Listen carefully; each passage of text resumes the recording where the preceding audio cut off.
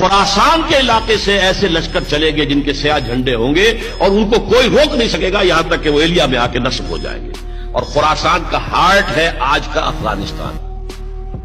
حضور کے زمانے میں افغانستان کے نام سے کوئی ملک نہیں تھا، خراسان تھا. خراسان میں موجودہ افغانستان کچھ تھوڑا سا حصہ ایران کا جو اب بھی خراسان پروونس کہلاتا ہے، مشہد اسی میں ہے، ان کا سب سے زیادہ متبرک شہر مشہد، اور کچھ حصہ پاکستان کا، خاص طور پہ مالاکنڈ ایجنسی جو ہے ہماری شمالی، یہ خراسان ہے. اس کے اوپر کی کچھ ریاستیں جو اس وقت ٹرکش ریاستیں ہیں یہ بھی شامل کر کے یہاں سے وہ فوجیں چلیں گی کہ جو یروشلم کو واپس لیں گی.